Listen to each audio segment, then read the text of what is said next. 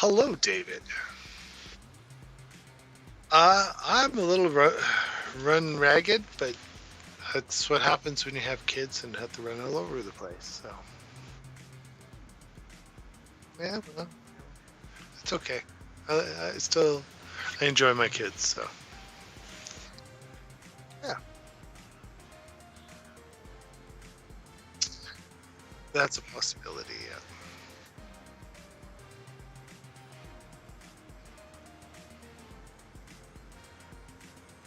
Hello, people in chat.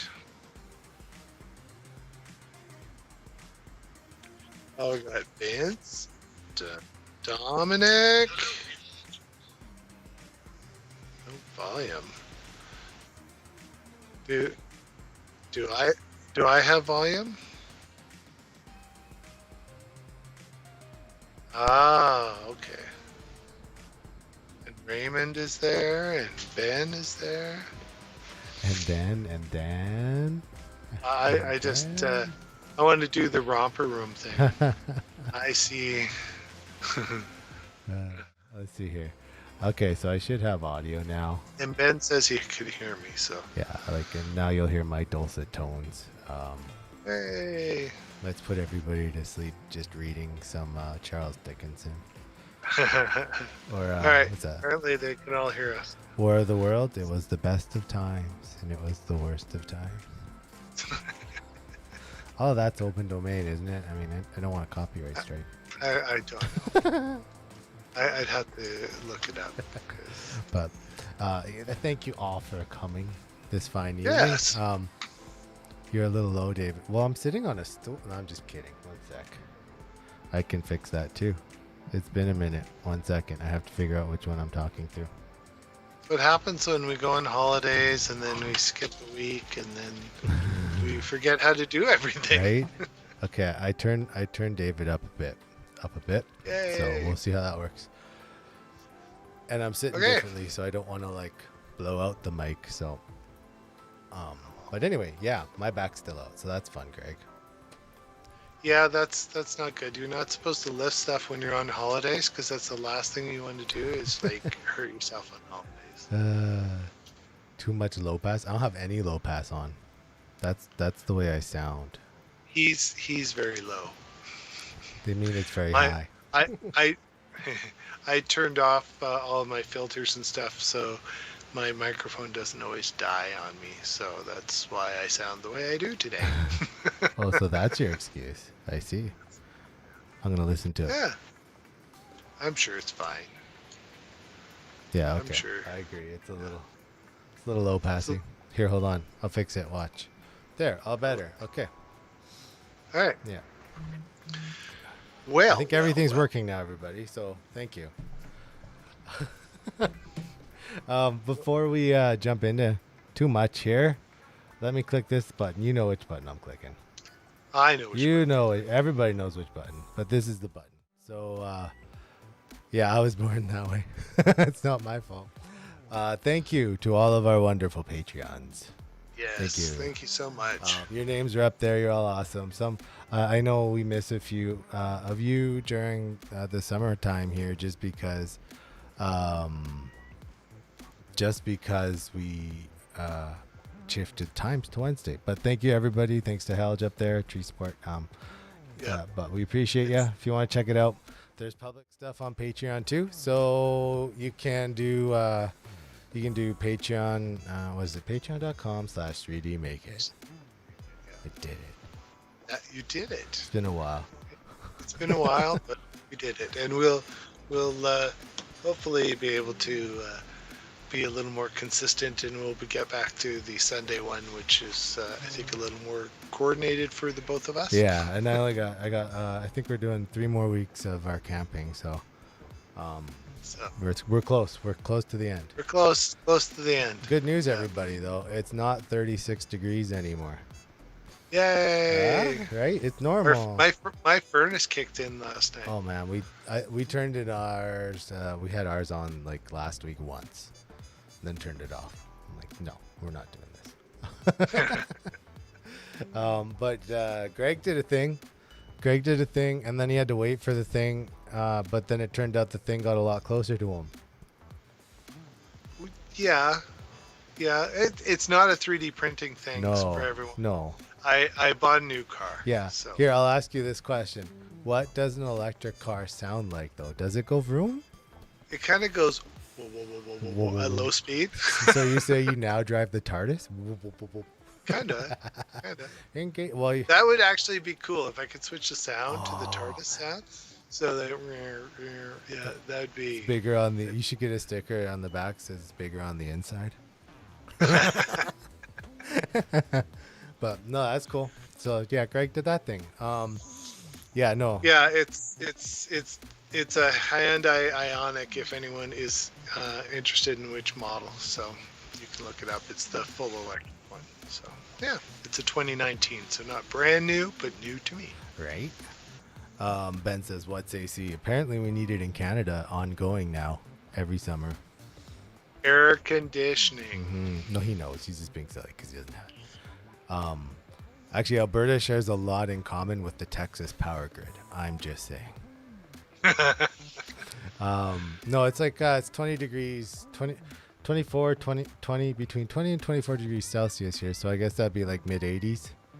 It was 9 degrees Celsius this morning. Yeah, right.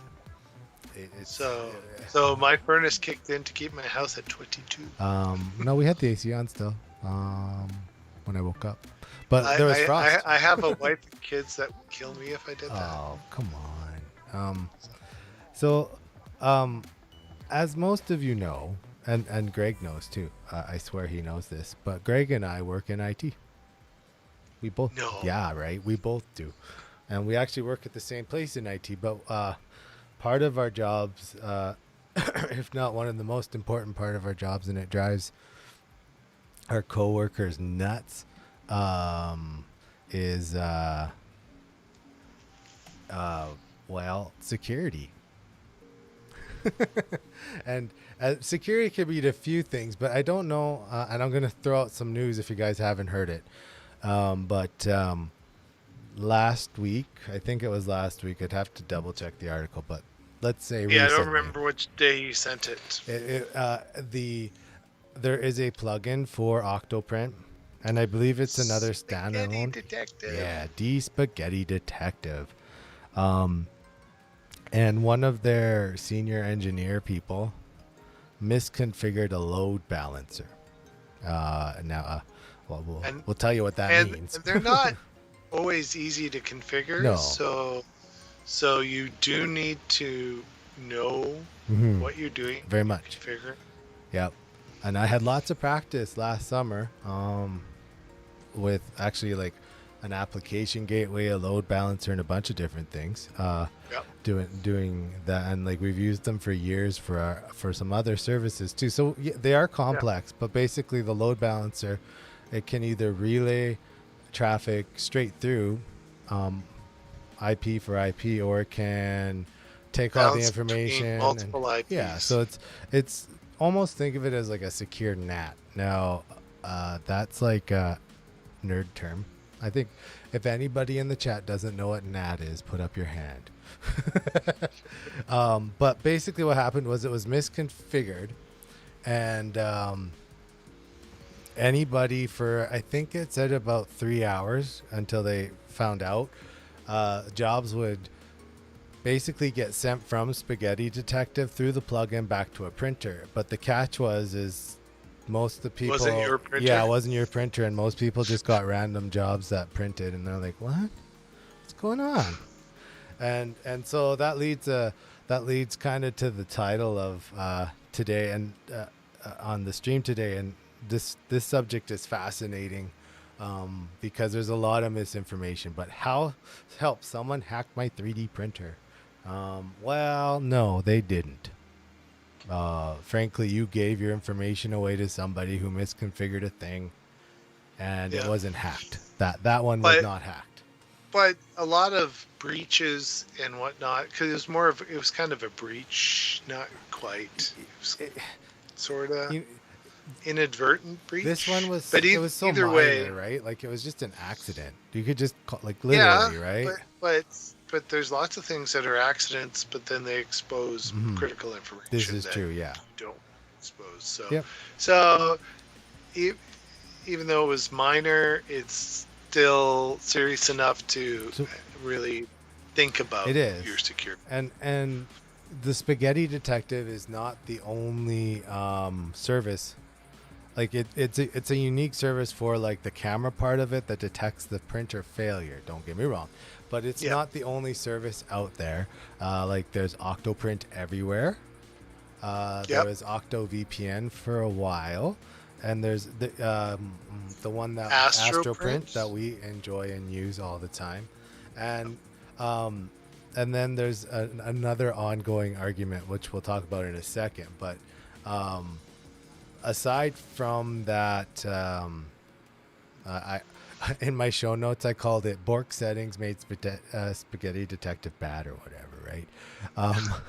But aside from that, actually last week somebody had posted up on the I think it was the Ender 3 Facebook group. I'm not 100% sure. It was one of the Creality ones for sure, but they posted a picture and they held up a print, and you have to take stuff like this with a grain of salt for sure. You don't know if they did it, but the print said, hey, I'm sorry to let you know that I got access to your Octoprint and printed this over the network.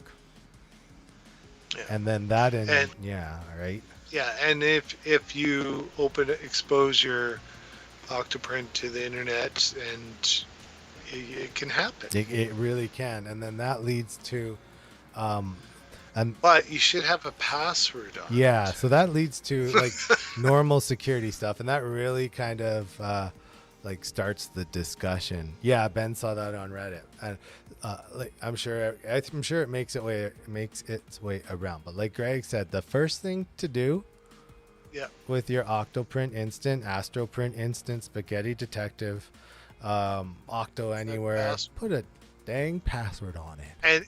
And not password. No, don't use password. And like we're in the land of, if you're still using QWERTY as your password, something's wrong. And that also being said, if you do port forward, limit your ports Mhm. through the wall. Like, don't let all the ports through. And you may want to even change your default Pi password, because just a little hint, everyone, it's a secret. Yeah. It's Raspberry. Yeah. There, everybody in the world can access your Raspberry Pi Octoprint now. Raspberry, sorry. Yeah, like first, even in the setup of Octoprint, it tells you to put your Octoprint password in, for one. The default password for your Octoprint has to change for the SSH in the terminal, and that the default one is Raspberry. And if you don't know how to change that, it's you log into the terminal and type these words: Sudo raspi config. There, you have the answer. And then you can go through and just reset the password there. The reason, like, so those two things right there, if you suck at home networking, and I'm not saying like everybody's a guru, like I feel quite fortunate that I know what I know, so I don't have to go down to the Geek Squad every other day. But some people, it's not that they suck. No. They just lack experience. And you Yeah. don't want to get the experience with someone hacking you. You do not. So- So that's where a few things come into play. So we already talked about like set a dang password. Yes. Set that password. Reset the default Pi. password, and then set a password for your each of your, and they could be the same, but whatever. If you had a multi-instance Octoprint, Mhm. you could make them the same, but you could also make them all different. could. It's that's totally up to you on how paranoid or secure you want to be. But I don't think I've ever set up a Pi and not set a password. I've always done that. It's just, I don't know, it's habit. It's habit. And then one further is set up a Docker that's password protected that runs the Octoprint instant. And then people can't get in so easy, right? But aside from like, so like you have the hardware, and we talked about passwords. The next step though, now you guys don't have to answer with name brands or companies. But is anybody out there using the ISP's router? So you've paid, Greg, are you using your ISP's router? Yes and no. Right. And the reason I say that, so um when that post was on Reddit or Facebook, the first thing a lot of people said was this statement. Well, you can't port forward because that's just insecure. And Well, wrong. well, that's not entirely true. No. You can port You most definitely forward. can. And yes, it's less secure. It is. There's the attack path over a port forward is easier than it is if you were to set up like I have an Asus router at home, and Greg has one too, but I'm not sure what it's doing. But like Right now, it's quasi in the middle. I haven't decided what I'm doing with it. he has some thinking to do on it. But like Yeah. the reason I mentioned them and the higher end D-Link ones, when you're looking at routers, if it's $200 or better, it's probably got all these features. But Yes. routers nowadays don't use port forwarding as default. You can still port forward on them, but they use a service called virtual server. And the virtual server works similar to a port forward, except the router can actually do a little bit of mitigation on the security side. The Asus one has some great penetration stuff built into it. Yeah, it looks for scanning attacks And it'll shut them down, right? And I when we play with like $30,000 or $40,000 firewalls, obviously those ones have better anti-threat protection than a home if you one. configure them, you can configure them just as weak as home. It's very true. So it all comes down to how you configure them. And out of the box, the home ones are pretty secure if you get a better quality Right, one. better quality. And so like there are routers out there, and one that comes to mind would be like the TP-Link Archer. Those ones are a sub $200 router, but come with all the security features that are, and so like they do exist. You just have to do a little bit of reading, and but the first security step to take is your router. Like that is your, so the nerd term is an edge device, but that is the edge of your network, and you need to protect that from. Yeah. So And ideally, I'm thinking of setting mine up to be dual layered. So I've got an outer layer and an inner layer to my network. So I have kind of an outer router and inner router, and so that so that certain other things you have to get through two layers of security to get to them. But you're like an onion. kind of, but it's like certain things it's like whatever. Well, and there comes some of that stuff at a home level is kind of tricky to set up, and if you don't really understand for example, like even the cheap D-Link routers back in the day, or DDWRT, like the Linksys, the blue ones that came out way back, they supported VLANs, and if you want to get super secure, you put your Raspberry instances on another VLAN completely. And then you route traffic through a hidden gateway. Well, the other feature to turn off if it's on any of your stuff is UPnP.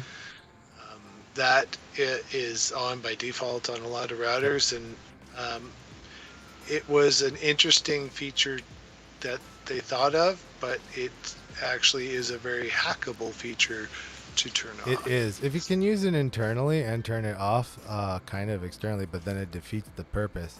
Yeah. But so like when we're looking at the higher end routers and the virtual services, they use NAT translation, right? So I don't even know of a router anymore that uses PAT by default.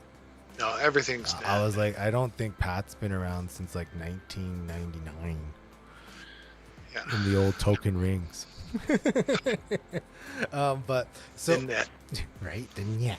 But so when we look at all those things and like think about a little bit of layers of securities, then you have a choice to make, and the choice comes down to like, so hey Greg, the choice is how do you secure it, right? And do you have a good third-party router? Maybe. I do. Right, me too. And some of the like if you have unlocked Action Tech routers, and like the new, if you can actually get the God mode password for some of the, it would be Comcast, Shaw, Rogers, all those ones. You can get to those features, but they're locked by default. So if you have a good router, and I'm going to throw this out, this is my divining statement now. So get ready to duck. If you have a good router, use virtual servers or a local VPN on your router. Yeah,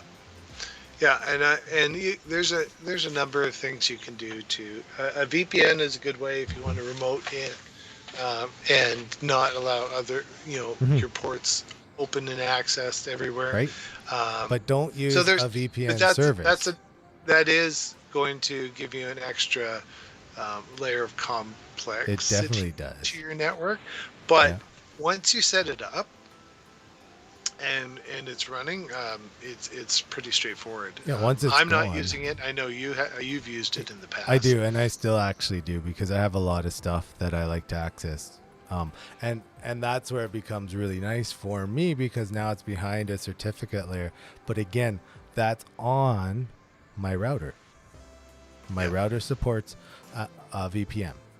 I do not endorse any service like the Octoprint anywhere. If that's your choice, something's going to happen. Exactly what happened to Spaghetti Detective. Right? Yeah. It was a small breach, but if somebody could man in the middle that load balancer for that hour, that would be right. And it might seem like it's not a big deal, because you're like, well, you know what? They just printed something wrong. But what if you didn't have thermal runaway on? Mm-hmm. What if they set a G code to your printer to set it at 500 degrees? Right. What if you have a camera on your Octoprint and they just turn that on to see when you're home or not, and there's enough information in front of your camera to show where you live? Yeah. Right. There's lots of things that you can go conspiracy theory deep on these. We're totally not conspiracy theorists, by the way. It's one of those things. Like it's worth taking the extra 5 minutes or spending the extra $50. If on a little bit of peace of mind. A little bit. So here's the question, I guess, for anybody that's left in the chat that's not sleeping. But like, here, if you just joined, welcome. If you haven't joined and you're not listening, what the heck? But is this something that you guys would like to see, like a step-by-step how we secure a Raspberry Pi Octoprint instance from to the internet, and which services are safe to use on them? Because like I said, that's something that we could easily do. And it would be, I think it would be interesting. Wait, what? We're here. I'm not sure. I think we lost Ray. Ray, come back. Or he's back. I'm not sure. I think so. This is a topic, and I don't know how many like networking nerds are here, but let's see. Astroprint is Astroprint worth using? Yes. It can be. It depends on your use case, right? We really like it, and we set it up. So we used it in an instance where the users were all going to be on Chromebooks, and that's all they had access to. Yes, absolutely. Right. So we've got, you guys have heard before, we help teachers with 3D printing technology as part of our daily job, and we helped one school district that isn't our normal school district, and they mostly run Chromebooks, so they needed an alternative that was not Prusa Slicer or Kira, because they had no other way of slicing stuff. Yep. I mean, they had home computers, some of them, and this and that, but these were going to be used at school, in their school environment. So that was a really, really good alternative for them, and it still works really It well. does. I to this day still have an AstroPrint account for my wife and me. So I think she's long forgotten she has it, but she could log in and No. download a Thingiverse and then just hit print and it will print to her printer, right? And the cool thing about the way that AstroPrint and Octoprint relay information is through salted hashes with API keys, and it's like, whoa, like, so it's I think Ray just got home. yeah, he did. He says they're open, and we've been open all summer long. Best summer ever. Closed for fall. So, like, AstroPrint, honestly, is a really, it's a very good contender, especially if you're not into, like, I always like the comparison that Octoprint is definitely Linux. Octoprint is Linux, and but I'm very comfortable with Octoprint. So and me, and if you want the best of both worlds, you get the plugin. yeah, and right? then you can have both. You don't put the Astro box. You don't make the Astro box. You get the plugin for your Octoprint, and then you get both pieces. But then potentially you could still expose yourself if they had a security breach on their end. Right? You could, and so that becomes and like, this isn't specific to 3D printing by any means. Oh no, any service. If you have security cameras at home, it's happened. Right? The Nest doorbells were hacked. Right? Yeah, they briefly people were seeing other people's doorbells and stuff. So it doesn't matter any connected service you have, whether it's my smart thermostat or whatever. If you're going back to another service provider, whether it's your smart light bulbs, like I've got 3 brands of smart light bulbs that are all connected in with Alexa and Google, but I have to tie the app that they have and service that they have in the cloud to my other cloud service. So, I mean, when you're tying stuff together, if someone accidentally misconfigures someone or has been using password 1234 on all their stuff for years and someone figures it out, I mean, you're gonna so some of the stuff is brought on by people. Like, if you use password 1234, you deserve everything that's going to happen to you. Damn it. Now, when we talk about like AstroPrint, I think AstroPrint handles a lot like Windows 11 or Mac. It's polished on the front. You just got to click a button and it works. Then and a lot of times they've vetted all of the security, and then they do maybe a platform upgrade or something, and then somehow something gets missed. So it's one of those things. It's not. So Ben's comment is pretty good. He's gonna write a plugin. Octoflash. That's awesome. I like it. It's funny. I can't repeat it, but it's funny. I was like, that's got to be a thing, and now I'm just Googling it. Well, it's some of the models are pretty racy that people print. I don't get it. I don't. Yeah, it's not my thing, right? But there's some of them are like, okay.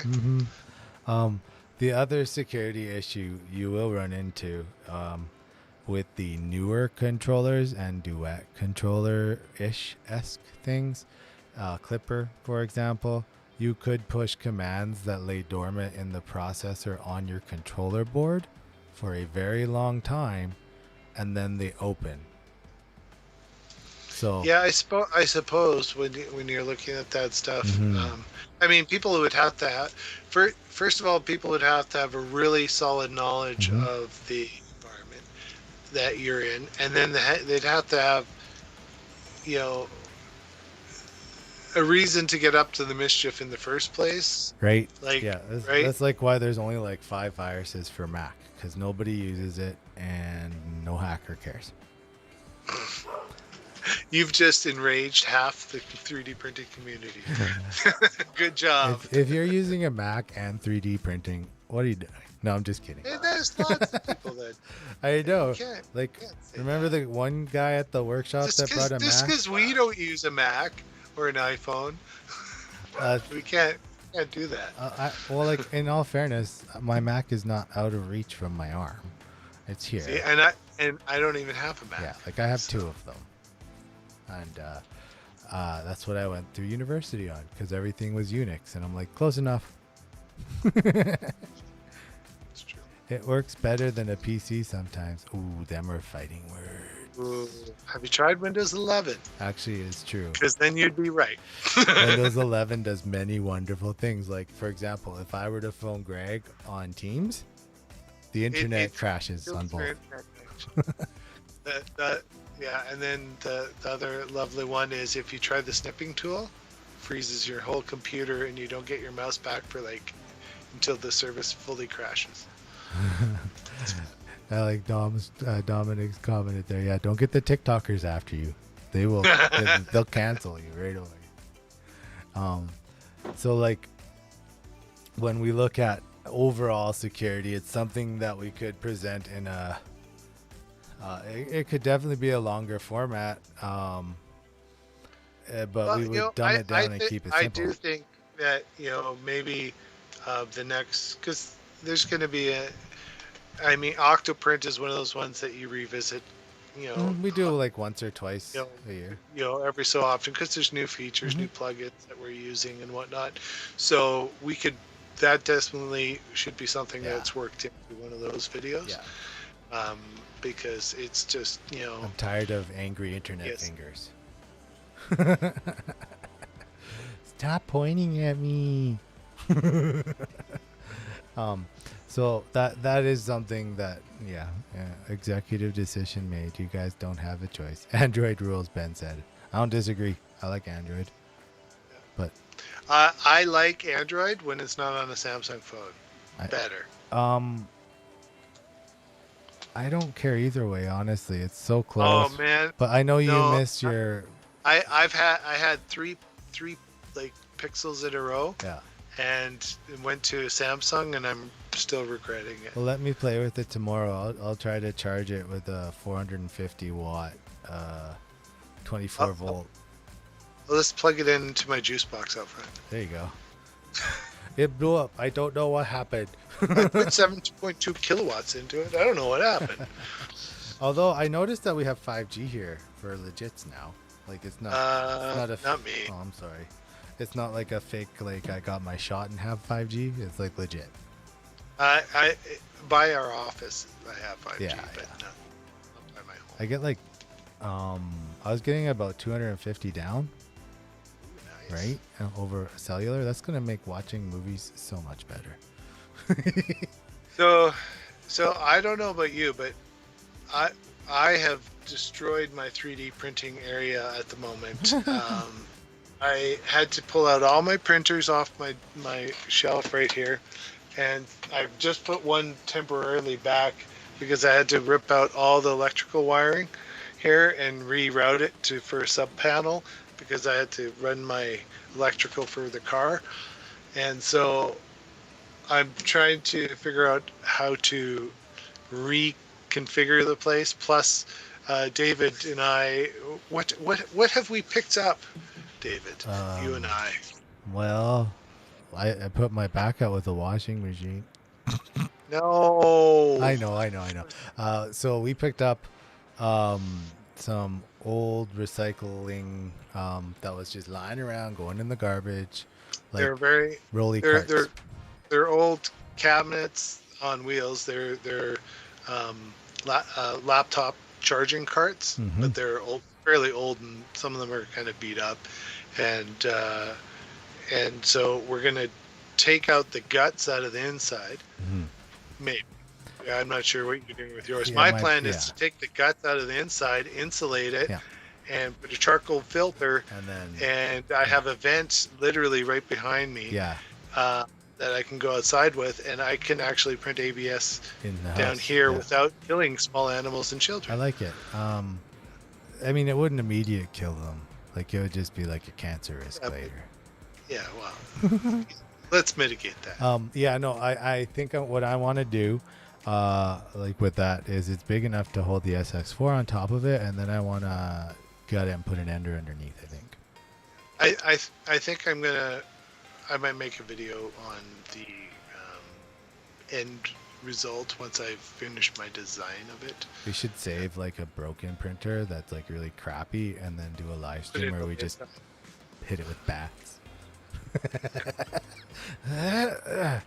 Yeah. So like, yeah, that's coming up too.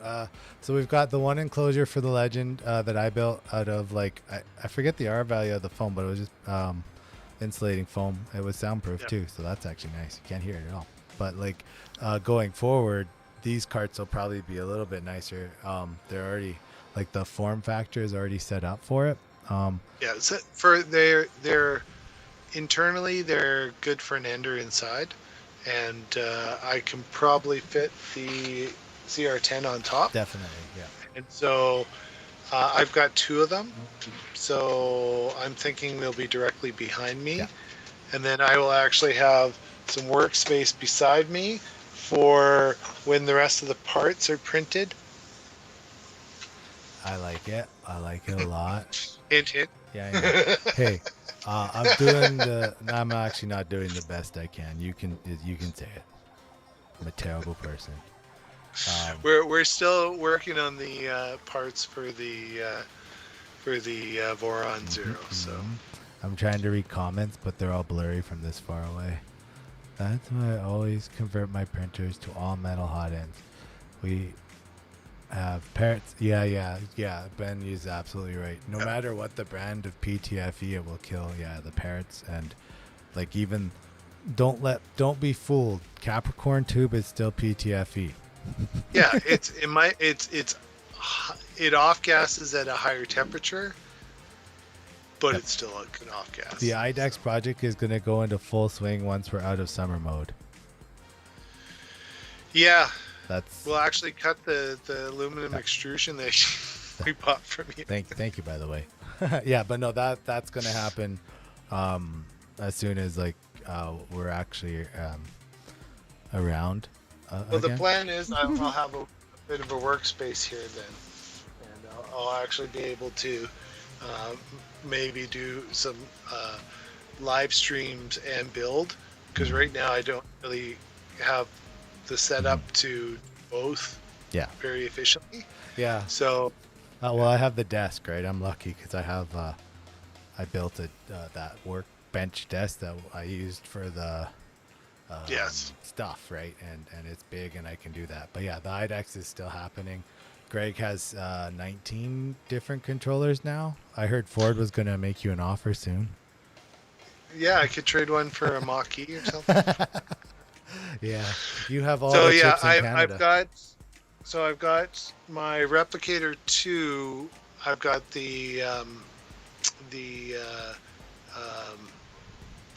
SKR2 in there, and it's working. I need to do some tweaking.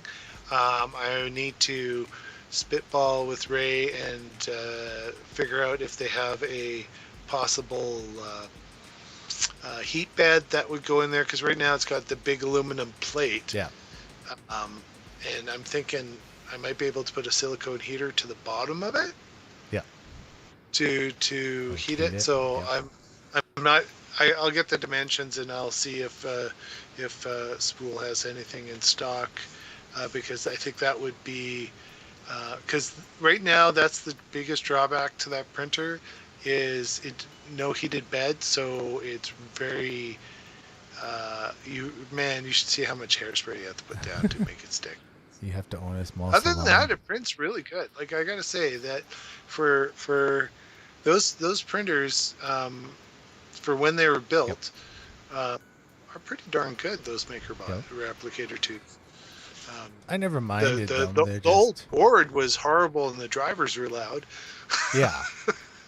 But now that I've fixed that problem. The only problem I ever had with MakerBots is the price of MakerBots. But in all fairness, that was back when the patent still was around and they could do it. Well, they still cost a lot. To answer Dominic's question, I have seen it in passing.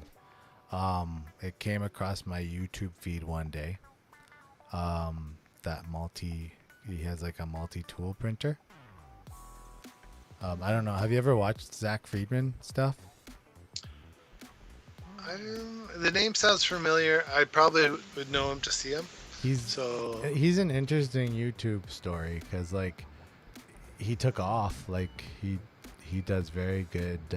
He's the one that always wears Google Glass. Oh yeah, he's not the one I'm thinking of. But I have seen it. It's kind of cool. I also saw another one that used. It was similar to the palette, but it disengaged the actual stepper and it switched them like in this little box. But my opinion on like multi-tool printers is still, if you're doing IDEX, it's efficient. Multi-tool would be efficient because again, you're not like swapping in filament mid, like pulling it out, putting it in, then you gotta like flush the hot. So like that's fine. But as soon as you look at the palette and other products, like if you're just using the rainbow mode, great. If you're trying to print something else, well, once you get it dialed in, it's probably okay. But the problem is, well, I dialed it in, and you almost have to dial it in multiple times, print for every time you print, and so it gets a little frustrating. And IDEX, in my mind, and I don't know if Ray got his working. He was like pretty far ahead from us. Well, I think he got most of the parts. I haven't seen any pictures recently, but that's for sure. But he was way farther ahead than we were on it. We bought some of the parts. Yeah. So. Well, we had most of the parts. The only one that I'm missing, I think, because we got motors. I would need a lead screw. And I think that's it. Everything else I have, because I took all the extra parts off of all of my, like, I got the micro Swiss hot end on the one, and then I took off and put the other hot end on the other. So I have like 3 different plates that can go on the gantry now. And so like I am set. Okay. A palette too. Like, so Ben, we have the Palette 2S Pro. We have a Palette 2S Pro that we have access to. We shouldn't say we have it, but yeah, we have access. It lives with us. It's part of us. And I printed I printed a rocket on it, and sadly it failed towards the top. But like, it was pretty. It was very pretty. It was one of those G Create rockets, and it was probably about 250 millimeters tall when it would have finished, and the rocket itself had no infill because you can do that with that rocket, right? And so like it finished, and the rocket weighed nothing. It was about 8 grams of plastic. The purge block was over a kilogram. Yeah. Just because of all the little detail I put into it. That's partly my fault. Yeah, and I guess you have to decide how much color you want in what you're doing. And I've done some pretty nice looking prints, but I varied the layer height trick, right, to do the different colors, and that works actually quite well. So I mean, even if you don't have a palette or IDEX, don't be afraid to experiment with color. Like it's quite fun. Yeah, like just like even like the M600, which we have a video on, and you should watch it because it's amazing. Well, that works great because I did. I think I showed you my. I did one Hamilton star. Yep. So he had it had a star, and then he had some buttons, and then his cloak was a different color, and I just varied the heights of each of the layers, and it worked. It worked actually pretty slick. The person who I gave it to really enjoyed it. I thought you were gonna say they wrecked it. I'm like, no. Oh no, it's on their wall. I'm a big fan of the snap-in prints too. So if you have like lettering that you want to go in and have it raised, instead of switching colors, I like to subtract from just the plate, and then you can push the other stuff into it after. And like my house numbers that I did that way and have been out in the weather for like 4 years are going strong now.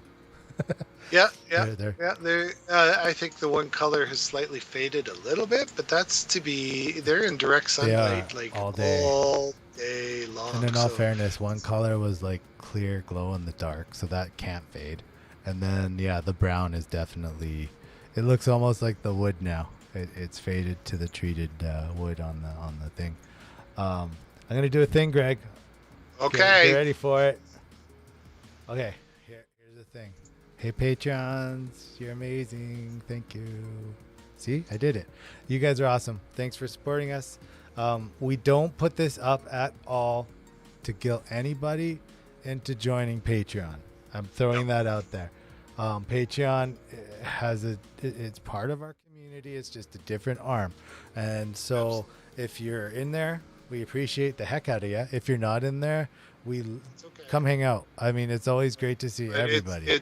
there's always great conversations going Yep. on. Sometimes I don't get a chance to participate in them as much as I would like to, but I do read them all, and there's always like good chats between Dominic and Ray and Stig, and so it's always nice to have everyone. Yep. What, what are you doing with your mic? It keeps fading in and out. Sorry, I'm looking for a picture. Greg's looking. The Z-Hoff is a cool technique, and I don't disagree, Dominic. Have you guys seen? I haven't done them myself yet, but you can print. You print the first layer, but you can cut up the model as if it were a multi-model print, and then print one, and then switch filaments, and then it'll start, and it's all on the first layer, and it prints the color between the colors. Yep. And that's kind of cool too. Additive manufacturing, 3D printing, I think, and I saw this on somebody was asking the question too, how do I get this white to be this blue? And it's like, you know what, if you're worried about your model having a particular color, you're painting it and priming it, or okay, I guess priming it, sanding it, painting it. If and like if you're wanting your model just to have that two-tone, like the Hamilton star or like the house number thing, we've done a few, like we did a 3D make it maker coin that was color changing, right? Like I don't do it a lot just because if I want a model, like if I'm printing, like you'll notice that we don't actually like just print a lot of like fluff.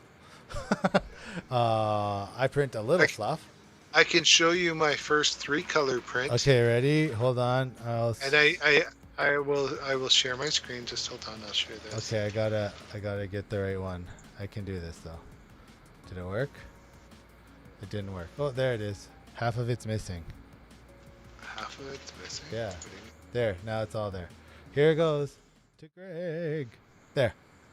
So this was just using, like David said, the M600, and you print the layer, you change your filament, print the next layer. So it's nice 3 colors. It turned out really nicely. Yep. So it's a good one. I didn't tweak something. My speed or something was wrong because I got a little waviness on the bottom of the star, but.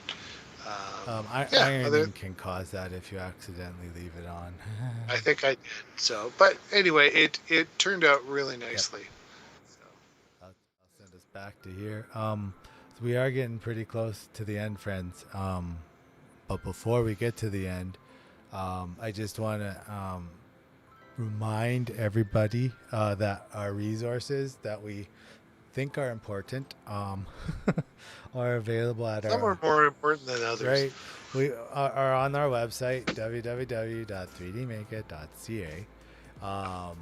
And like there's slicer profiles. There are prints of, like when I first started printing, I printed giant, like goofy, like Darth Vader helmets, and I printed a lot of that kind of stuff. So there's those up there, but feel free if you do need a slicer profile or something that you want to use, we put ours up there. But we've started using a lot of the default ones because they've really come a long way. They really have. I mean, we still tweak them a little bit, but Yeah. for the most part, like right out of the box, if you're using a Prusa one, slicer one, they're fairly rock solid. They're not bad. Like for me, it's like just the checklist when I get the new one, because like all my printers, Retraction for direct drive. That's a poor one.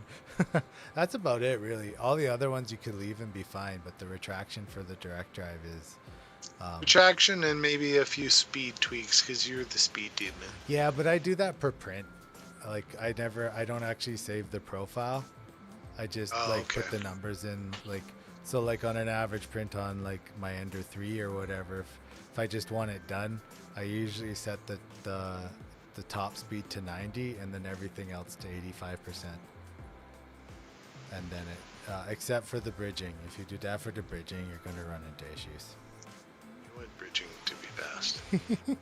It's like that, what's that bad Sequest, Captain Bridger. No, not the same thing at all. At all, actually. That's totally different. Yeah, you have a dolphin too? Right? Echo. No, what was his name? I forget the dolphin's name now, man. If somebody remembers the dolphin's name or knows what the heck we're talking about, could you put it in the chat? I know we always do this at the wrong time, but we appreciate all of you that have subscribed to the channel, share it, like it, and do all the things that we do. We have to thank the algorithm gods. Yes. So all hail algorithm. Thumbs up if you liked what you saw. Yep. And we are, like Greg mentioned, we are going to get back to more normalcy. We'll open 3D printing church again fairly soon. The weather. Yeah, it's going to be, probably sometime in October. Yeah. And we've talked about getting Steven on to chat. And we have. Sorry, Steven, if you watch this later, because I don't see him in chat. No. We'll hit him up. We really do want to get you on. Yeah, it will happen probably before like mid-September, because that'd be sweet. And we do have, we are going to be doing, I don't know, really soon, the next podcast, now that we're back in the same city again. Yes, so we could still see each other for now. The news has been slow too, so it's one of those things that we have to have. A lot of the times, there's some really good juicy stuff too, that we want to kind of maybe go into a little more detail with. Yeah, and, like the security stuff. Yeah. And so when we want to do that, the podcast is a really good place to nerd out on that stuff. So. Yeah. If you like the nerdy geeky stuff, that's more of the same that you will get in depth in the podcast. And our next Patreon live stream, we are going to shoot for the Sunday morning time at 10. It's 10, right? It's been so long. I think it was 10. Whatever the regular time for the pod or the. It was 10. It was 10. We'll do that. We're going to shoot for that in September so that we can get all of our friends in Canada, the States, Norway, wherever you happen to be from. We want to make sure we can get all of our Patreons on, and so that will keep an eye out in the Discord, Patreon Discord, I should say, or on the Patreon app, because I will post it there. Yeah. But like aside from those wrap up comments, I think we are done for the evening, folk. I think we are, and thanks for everyone for joining us. It's been a little crazy around here lately. I've left David all alone all summer working without me, and I got back at him. And then he left me for a week, and I was like, oh man, I feel bad that I left him for 4 weeks. It's okay. Payback's fair turnaround. Is that what they say? I don't know. Yeah, I don't know. But so yeah, we will get back to normalcy here, like for streaming, for videos, and all that after the summer. Thanks for the stuff, Dominic. Yeah. Yes. Thank you. All right, guys. Until next time, you all take care. Have a good one, and we will see you probably next week.